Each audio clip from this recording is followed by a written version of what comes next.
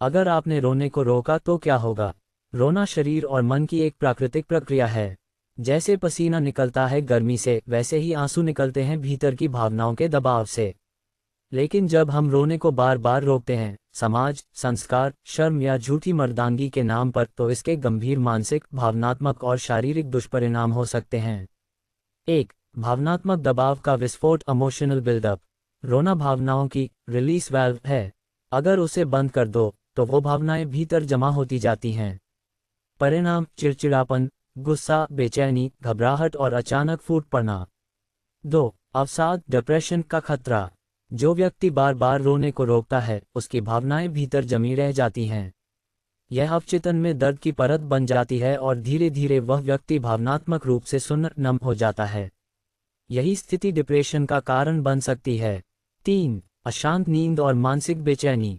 रोना आत्मा की सफाई है। अगर उसे रोक लिया जाए तो वह बेचैनी रात में सपनों, डर या नींद न आने के रूप में प्रकट होती है। 4. शरीर पर प्रभाव, साइकोसोमैटिक इफेक्ट्स। दबाया हुआ रोना सिरदर्द, हाई बीपी, मांसपेशियों में तनाव, दिल की धड़कन तेज होने जैसी समस्याएं पैदा कर सकता है। कई बार शरीर बीमार हो जाता है, लेकिन जड़ भावनात्मक होती है। 5. मानवता और कोमलता से दूरी। जब हम रोने से डरते हैं तो हम अपनी कोमलता, संवेदनशीलता और प्रेम से कटने लगते हैं। परिणाम: कठोरता, असंवेदनशीलता और दूसरों के दर्द को न समझ पाने की प्रवृत्ति। ओशो क्या कहते हैं? जिसे रोना नहीं आता, उसे हंसना भी नहीं आता। जिसने आंसू दबा दिए, उसने अपने भीतर जीवन की धारा रोक दी है। मतलब, रोना रोकना, अपने भीतर के जीवन को रोकना है। तो क्या करें? 1. जब भावनाएं आएं, उन्हें बहने दो। रोने से शर्म नहीं आती, इससे आत्मा हल्की होती है।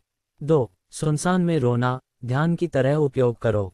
बैठकर अकेले, गहरी सांसों के साथ रो, सजग होकर।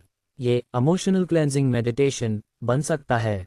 3. अपने भीतर के उस हिस्से को गले लगाओ जो रोना चाहता है। उसे दुत्कारो मत, वह तुम्हारा ही एक मासूम, चोट खाया हिस्सा है। निष्कर्ष: रोना कमजोरी नहीं, एक साहस है। जो रो सकता है वह भीतर से मजबूत होता है, क्योंकि उसने अपनी सच्चाई को स्वीकार किया। अगर तुम रोने को रोकते हो तो तुम सिर्फ आंसू नहीं, बल्कि अपने असली मैं को दबा रहे हो। Thank you.